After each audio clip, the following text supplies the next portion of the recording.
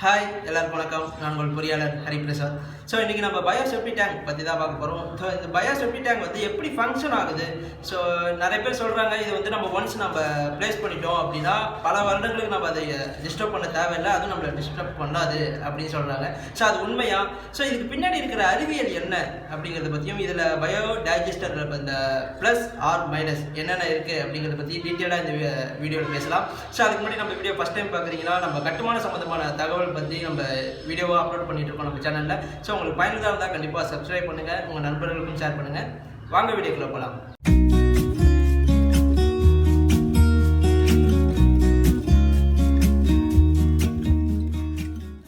நம்ம பயோசெப்டி டேங்க் பார்க்கறதுக்கு முன்னாடி நம்ம நார்மலாக நம்ம வீட்டுக்கு யூஸ் பண்ணக்கூடிய செப்டி டேங்கில் எப்படி ஃபங்க்ஷன் ஆகுது அப்படிங்கிறது ஒரு சின்ன அடிப்படையான விஷயத்தை நம்ம தெரிஞ்சுக்கலாம். நம்ம நார்மலாக கிளாஸ்லேருந்து வரக்கூடிய அந்த ஹியூமன் வேஸ்ட் வந்து நம்ம செப்டி டேங்கில் இன்புட் வச்சு நம்ம கொண்டு வரோம். ஸோ அது வந்து 3 கண்டெய்னராக நம்ம பார்க்கணும். நார்மலாக செப்டி டேங்க்ங்கிறது 3 கண்டெய்னர் வந்து உள்ளே இருக்கணும். ஸோ அதில் முதல் வரக்கூடிய இன்லெட் வந்து நம்ம நார்மலாக கிளாஸ்லேருந்து வந்து கீழே விடும். ஸோ இதில் வந்து அந்த தண்ணி மட்டும் மேலே வரும், பட் அழுத்தமாக இருக்கிறது வந்து கீழே வந்துடும். ஸோ இதில் வந்து ஃப்ளோட்டிங்காக ஒரு சில வேஸ்ட்டு வந்து நம்ம மேலே மதக்க வேண்டிய சூழ்நிலை இருக்கும். ஸோ அப்போ என்ன பண்ணுறோம் பார்த்தீங்கன்னா, 2வது கண்டெய்னரில் பஃபர் வால் அப்படின்னு சொல்லுவாங்க. ஸோ அந்த பஃபர் வாலில் அந்த மிதக்கக்கூடியது வந்து அரஸ்ட் ஆகிடும். சாலிடாக ரொம்ப ஹார்டாக இருக்கிறது வந்து கீழே வந்து செட்டில்மெண்ட் ஆகிடும். ஸோ இந்த 2 டேங்க் வந்து கீழே வந்து ஓப்பனாக இருக்கும், மேலே மட்டும் தான் பஃபர் வால் வந்து நம்ம ப்ளேஸ் பண்ணியிருப்போம். ஸோ இப்போ 2 டேங்குமே ஒரே டேங்க் தான், பட் நம்ம மேலே மிதக்கக்கூடியது வந்து ஸ்ட்ரைட்டாக நம்ம அவுட்லெட்டுக்கு போகாமல் இருக்கிறதுக்காக நம்ம பஃபர் வால் கொடுக்குறோம். ஸோ கீழே வந்து ஸ்லெட்ஜாக வந்து செட்டில்மெண்ட் ஆகிடுது. ஸோ இந்த 2வதுலேருந்து அடுத்த 3வது கண்டெய்னர் வந்து எப்படி போகுதுன்னு பார்த்தீங்கன்னா, வெறும் தண்ணீர் மட்டும் அந்த கண்டெய்னரில் போகுது. ஸோ அந்த கண்டெய்னர்லேருந்து நம்ம வெளியில் அவுட்புட் எடுத்து நம்ம சோக் பிட் அப்படின்னு சொல்கிற அந்த மெத்தடை வந்து நம்ம அது வழியாக வச்சு நம்ம பூமிக்குள்ளே செலுத்துகிறோம். ஸோ இதுதான் நம்ம வீட்டில் இருக்கக்கூடிய செப்டி டேங்க் வந்து ஃபங்க்ஷன் ஆகக்கூடிய முறை அப்படிங்கிறது தான் இதுதான். ஒரு சில ஆண்டுகள்லேயே அந்த ஸ்லட்ஜு வந்து அந்த செப்டி டேங்க்லேயே இருக்கும். ஸோ அது எங்கேயுமே லிக்விடாகவும் மாறாது, அந்த சாலிட் வந்து மக்கவும் மக்காது. ஸோ அது அப்போ என்ன ஆகும் பார்த்தீங்கன்னா, நம்ம வெளியில் லாரி மூலயமா அதை டிஸ்போஸ் பண்ணி வெளியில் வந்து அப்புறப்படுத்துகிறோம். ஸோ இதுதான் நார்மலாக நம்ம யூஸ் பண்ணக்கூடிய மெத்தடு. ஸோ இந்த செப்டி டேங்கில் வந்து பயோ செப்டி டேங்க் அப்படின்னு பார்க்கும்போது மனித கழிவுகளை மனிதரால் அள்ளக்கூடாது அப்படிங்கிற ஒரு கான்செப்ட் தான். ஸோ இது வந்து புதுசு கிடையாது. ஆல்ரெடி ஆர்மியில் மிலிட்டரியில் நம்ம யூஸ் பண்ண மெத்தட் தான் இந்த பயோ செப்டி டேங்க். ஆனால் அங்கே வந்து டிஸ்போசல் பண்ணுறதுக்கு லாரி மூலயமா கொண்டு போக முடியாது அப்படிங்கிறதால ஸோ இந்த பயோசெப்டி டேங்கை அங்கே கொண்டு வந்தாங்க. நாளடைவில் என்ன ஆச்சுன்னு பார்த்தீங்கன்னா, நம்ம பயன்பாட்டுக்கு கொஞ்சம் கொஞ்சமாக அந்த பயோசெப்டி டேங்க் வந்து கொண்டு வராங்களே தவிர இது புது விதமான டெக்னாலஜி கிடையாது.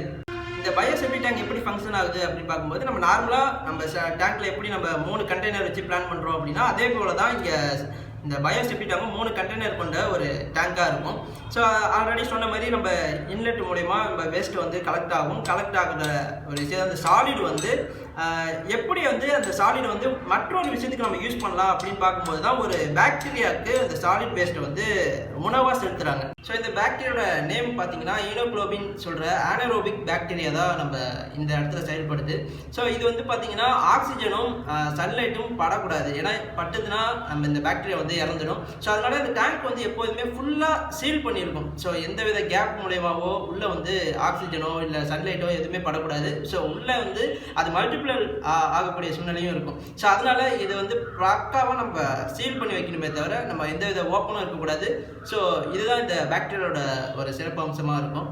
ஸோ அது மட்டும் இல்லாமல் இந்த பாக்டீரியா என்ன பண்ணுதுன்னு பார்த்தீங்கன்னா, அதில் உள்ள சாலிட் வேஸ்ட்டை வந்து 3 கண்டெய்னர்லையும் கொஞ்சம் கொஞ்சமாக நம்ம விட்டுடுவாங்க. ஸோ அந்த 3 கண்டெய்னர் உள்ள சாலிடை வந்து அது உணவு முறையாக எடுத்துக்கிட்டு அதை வந்து லிக்விட் ஃபார்மாக மாற்றும். ஸோ இந்த லிக்விட் ஃபார்ம் என்ன ஆகும் பார்த்தீங்கன்னா, அவுட்புட் வழியாக வெளியே வரும். ஸோ இந்த அவுட்புட்லேருந்து வெளியே வரக்கூடிய தண்ணீர் வந்து எந்தவித ஸ்மெல்லும் இருக்காது. ஸோ நார்மலாக அது வந்து நம்ம அக்ரிகல்ச்சருக்கு யூஸ் பண்ணலாம், இல்லை நம்ம வீட்டு கார்டனுக்கு யூஸ் பண்ணலாம். ஸோ அப்படி யூஸ் பண்ணுறது வந்து நம்ம வீட்டில் லேண்ட் இல்லை, வேக்கண்ட் லேண்ட் இல்லை, அந்த மாதிரி சூழ்நிலையில் இதுக்கு வந்து செப்பரேட்டாக வந்து எவாப்ரேஷன் டேங்க் அப்படின்னு சொல்லுவாங்க. ஸோ இந்த எவாப்ரேஷன் டேங்க் வந்து அது தனியாக ஒரு இடத்துல ப்ளேஸ் பண்ணி வரக்கூடிய தண்ணீரை வந்து அந்த டேங்க்கில் விட்டுடுவாங்க. இது வந்து சூரிய வெளிச்சத்தால் ஆவியாக்கி எவாப்ரேட் ஆகிடும். ஸோ இது மூலயமா இதோட அட்வான்டேஜை நம்மளால் உணர முடியும். ஸோ இதில் ப்ளஸ் ஆர் மைனஸ் என்னென்ன இருக்குது அப்படின்னு பார்க்கும்போது, இதில் நம்ம முக்கியமாக முதல் விஷயம் நம்ம வச்சுக்கணும், நம்ம செப்டி டேங்க் கனெக்ஷன் மட்டும் அந்த பைப்லைன் மட்டும் தான் நம்ம இந்த டேங்கில் கனெக்ட் பண்ணுமே தவிர கிச்சன் வேஸ்ட் வாட்டரோ இல்லை நம்ம நார்மலாக குடிக்கக்கூடிய வேஸ்ட் வாட்டரோ கனெக்ட் பண்ணக்கூடாது. இது வந்து தனியாக செப்பரேட்டாக வச்சிடணும். டாய்லெட்டுக்கு உள்ள கனெக்ஷன் மட்டும் தான் இந்த செப்டி டேங்கில் வந்து நம்ம இன்லெட் கொடுக்கணும். ஸோ இதில் வந்து நம்ம எந்த மாதிரி ஸ்டெப்ஸ் வந்து நம்ம பண்ணக்கூடியவங்க வந்து சொல்லுவாங்கன்னு பார்த்தீங்கன்னா, இதில் வந்து நார்மலாக ஆசிட் கண்டென்ட் வந்து நம்ம கிளாஸில் வந்து ஸ்ட்ரைட்டாக ஹார்டான ஆசிட் கண்டென்ட்டோ இல்லை ஹார்டான கெமிக்கல்ஸோ வந்து நம்ம யூஸ் பண்ணக்கூடாது. என்ன காரணம் பார்த்தீங்கன்னா, அது வந்து உள்ளே இருக்கிற பாக்டீரியா வந்து கில் பண்ணிடும். ஸோ அதனால தான் நம்ம நார்மலாக வெளியில் இப்போ கிடைக்கிற மாரி ஹார்பிக்கு இந்த மாதிரியான சொல்யூஷன் வந்து நம்ம யூஸ் பண்ணி டாய்லெட் வந்து க்ளீன் பண்ணலாமே தவிர ஹார்டான ஆசிட் கண்டென்ட்டோ எதுவுமே படக்கூடாது. அது மட்டும் இல்லாமல் சானிடரி பேடு, இது இல்லாமல் நம்ம ஹேரு, பேப்பர் வேஸ்ட், அதாவது பிளாஸ்டிக், இந்த மாதிரி விஷயங்களை நம்ம கண்டிப்பாக அவாய்ட் பண்ணிடணும். தேவையில்லாத தண்ணீரை வந்து நம்ம உள்ளே செலுத்தக்கூடாது. நம்ம யூஸ் பண்ணிட்டோம் அப்படின்னா அந்த கிளாஸை க்ளோஸ் பண்ணிடணும். ஸோ க்ளோஸ் பண்ணிட்டு குளிக்கிறது தனியாக வச்சுக்கணும். இந்த ஹியூமன் வேஸ்ட் வந்து தனி செப்பரேட்டாகவே இருக்கிற மாதிரி நம்ம இன்ஷூர் பண்ணணும். ஸோ இதில் இன்னொரு முக்கியமான விஷயம் என்ன அப்படின்னா, நம்ம இந்த பாக்டீரியா அப்படின்னு பார்க்கும்போது இதுக்கு வந்து அந்த உணவாக தான் நம்ம ஹியூமன் வேஸ்ட்டை கொடுத்துட்ருக்கோம். சப்போஸ் நம்ம ஊருக்கு போக வேண்டிய சூழ்நிலை, எங்கேயாவது வெளியூரில் நம்ம கெஸ்ட் ஹவுஸ் பிளான் பண்ணுறோம்.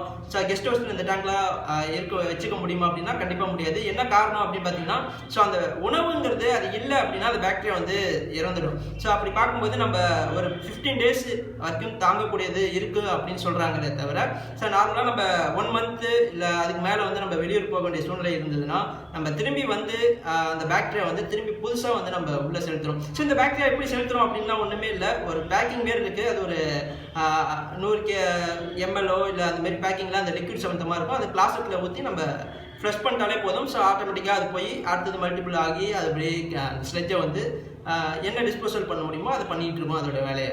சப்போஸ் இந்த பாக்டீரியா வந்து இறக்கிறது தெரியாமல் நம்ம யூஸ் பண்ணிக்கிட்டோ இருந்தோம் அப்படின்னா அந்த பாக்டீரியா உள்ளே இறந்துடும். அது எப்படி கண்டுபிடிக்குதுன்னு பார்த்தீங்கன்னா, நம்ம நார்மலாக வந்து நம்ம டாய்லெட் வேஸ்ட்டில் நம்ம யூஸ் பண்ணிகிட்டு இருப்போம்.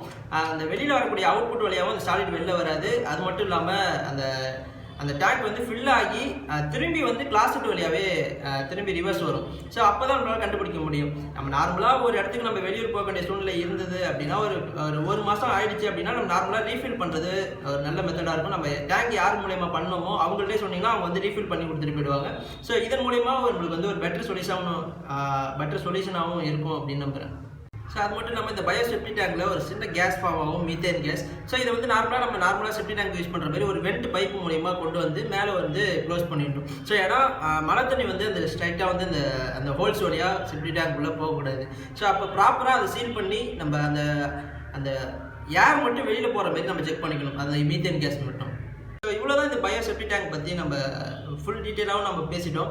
ஸோ இதில் இன்னும் டீட்டெயிலாக வேணும் நம்ம வீட்டுக்கு செய்யணும் அப்படின்னா இதை ப்ராப்பராக செய்யக்கூடிய டெக்னிக்கல் பர்சனை நம்ம கான்டாக்ட் பண்ணோம். நம்ம கூகுளில் சர்ச் பண்ணிங்கனாலே உங்களுக்கு தெரிஞ்சிடும் அதோட யார் பண்ணிட்டு இருக்கா அப்படிங்கிற அதோட டெக்னிக்கல் பர்சன் நம்பர் கிடைக்கும். ஸோ அவங்க மூலியமாக அவங்களோட டிஸ்கஸ் பண்ணிவிட்டு நம்ம இது பண்ணுறது ஒரு நல்ல மெத்தடு. இன்னொரு முக்கியமான விஷயம் நான் சொல்ல மறந்துட்டேன். என்ன விஷயம்னா, இப்போ நம்ம நார்மலாக பழைய வீட்டில் இருக்கோம், அந்த நம்மளோட செப்டி டேங்கில் வந்து பயோ செப்டி டேங்கை நம்ம மாற்ற முடியுமா அப்படின்னு பார்த்தீங்கன்னா நம்ம ஆட்டோமேட்டிக்காக நம்ம நார்மலாக இருக்கிற செப்டி டேங்கை பயோ செப்டி டேங்கை மாற்ற முடியும், 100% மாற்ற முடியும். ஸோ அதுக்கு என்ன சொல்யூஷன் நம்ம மாற்றணும்னா, நம்ம மேலே இருக்கிற ஓப்பனை எல்லாமே நம்ம சீல் பண்ணி ஆகணும். நம்ம உள்ளே எங்கேயுமே வெளியிலேருந்து வரக்கூடிய தண்ணீர் வந்து டேங்க்குள்ளே வரக்கூடாது. ஸோ அப்படி ப்ராப்பராக இன்ஷூர் பண்ணி முடிச்சதுக்கப்புறமா அந்த நம்ம நார்மல் செப்டி டேங்கை பயோ செப்டி டேங்காக நம்மளால் மாற்ற முடியும். ஸோ இது வந்து ப்ராப்பராக அந்த டெக்னீஷியன் மூலியமாகவும் நம்ம நிறைவேற்றிக்க முடியுமே அப்படிங்கிறதுல ஒரு தெளிவு இருக்கணும்.